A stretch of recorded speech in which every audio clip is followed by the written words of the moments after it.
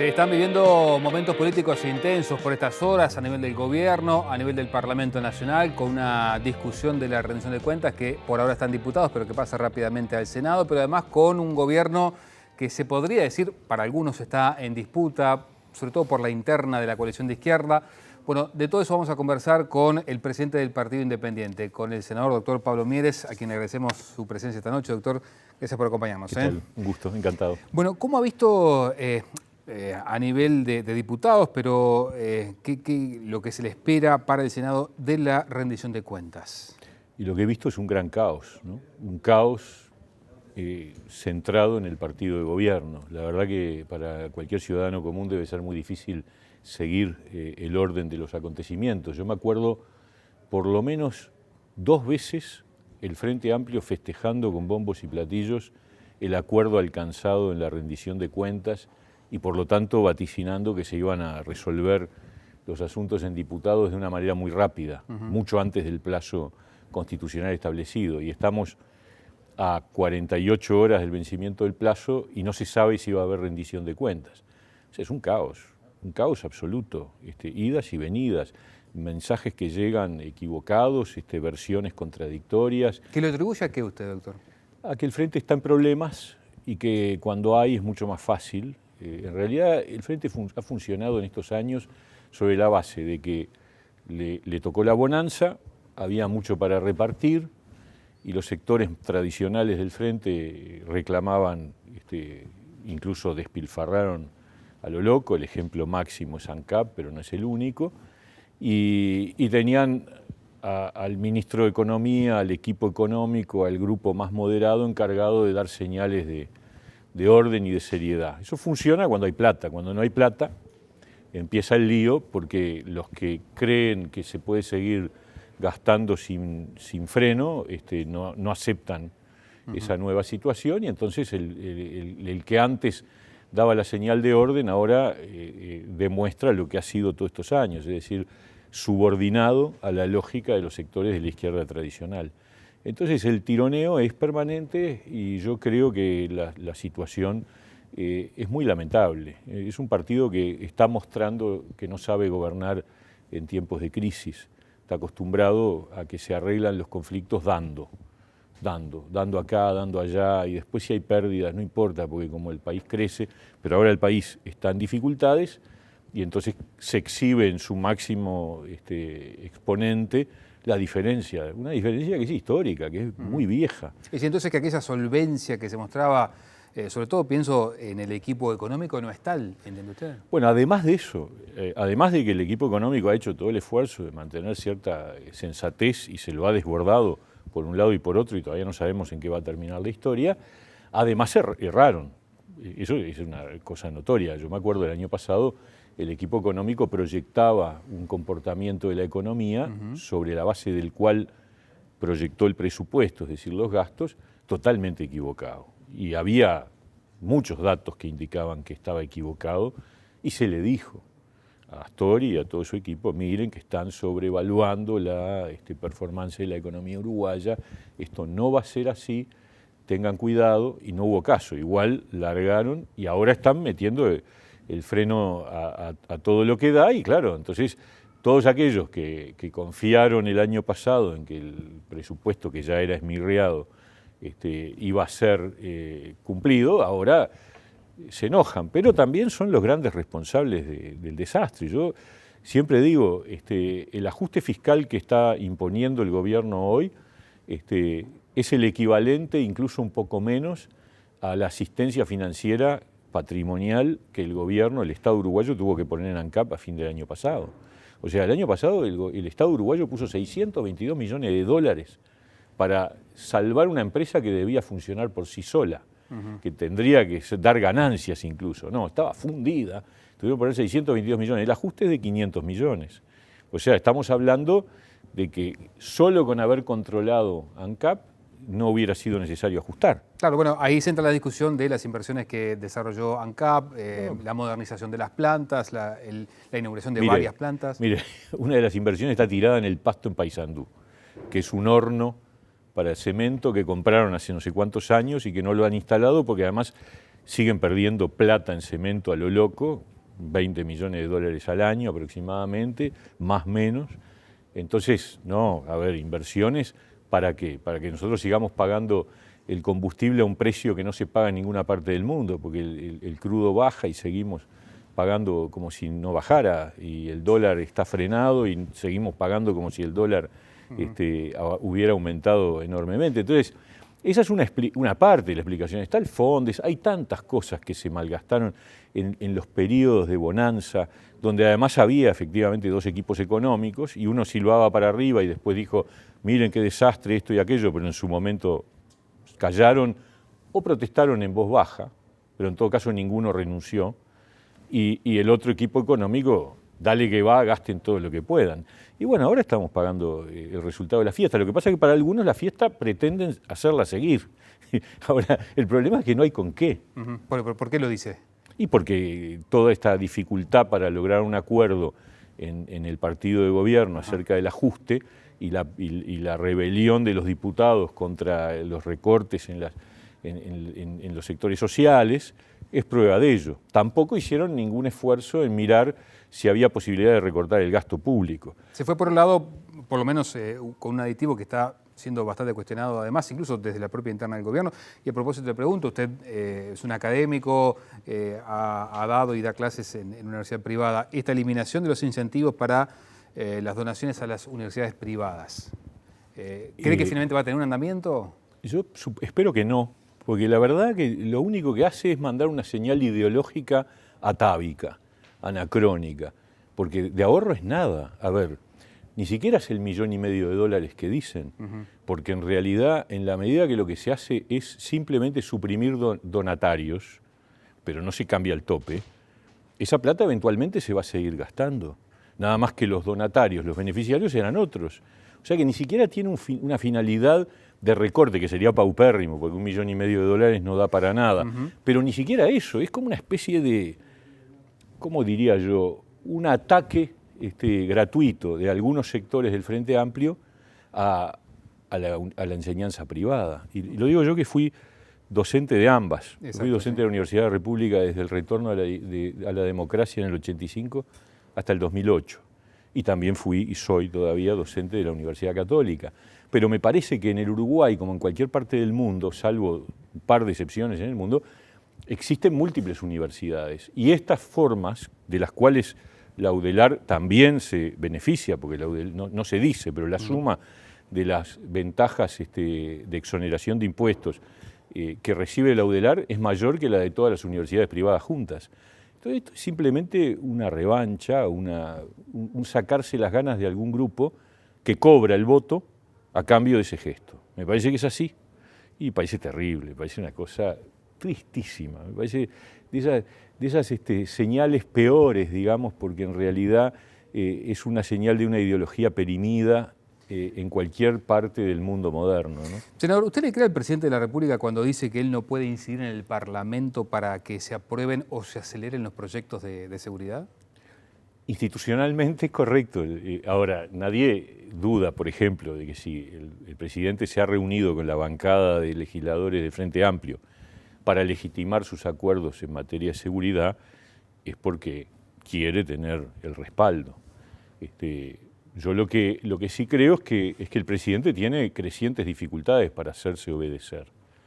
Y eso es resultado de que en realidad 2/3 de la bancada del Frente Amplio responden al liderazgo de Mujica. No responden al liderazgo de Vázquez, mucho menos de Astori. Astori, al revés, Astori hoy ya ni siquiera sus propios legisladores lo sostienen, porque acaba de generarse una cosa increíble, que es que Astori sale a cuestionar este asunto que recién hablábamos, sí, y la senadora Paisé dice que es un acuerdo del Parlamento y que no le importa. Y la senadora directa, si no recuerdo mal, es la suplente de él, o por lo menos ahí está. Si no es la suplente de él, por ahí anda. Es una cosa inédita, absolutamente inédita. Pero entonces, el problema es que en la bancada del Frente Amplio hoy el que manda es Mujica. Esa es la verdad. Es el que tiene 2/3 de los legisladores sintonizan con el pensamiento del expresidente. Entonces Vázquez tiene problemas. ¿Qué trata de disimular? Tiene mucha carpeta, juega con mucha inteligencia, pero es evidente que tiene problemas para hacer valer su opinión. Le quiero preguntar también, senador, por la situación que se ha generado en torno al Mercosur. Venezuela ha anunciado que asume de hecho, digamos, la presencia pro tempore. ¿Va a pedir finalmente que se aplique la Carta Democrática del Mercosur? Nosotros ya lo pedimos el año pasado, lo volvimos a plantear en oportunidad de la comparecencia del ministro de Relaciones Exteriores, con el que tenemos enormes coincidencias.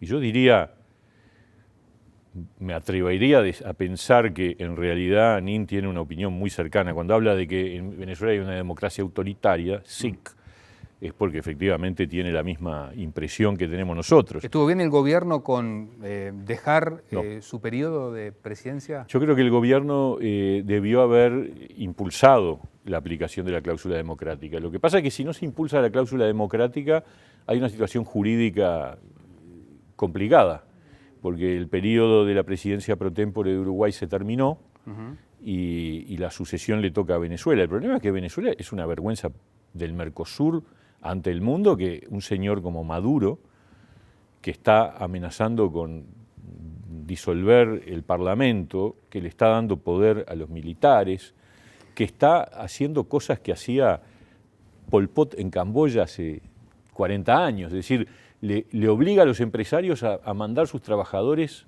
a trabajar al campo, a los empresarios privados. Es una cosa de loco. Ese es un mundo de un nivel de... Yo digo, el día que caiga Maduro, el día que caiga, que cambie el gobierno, que pierda el poder, que vuelva la democracia en Venezuela, las cosas que vamos a escuchar.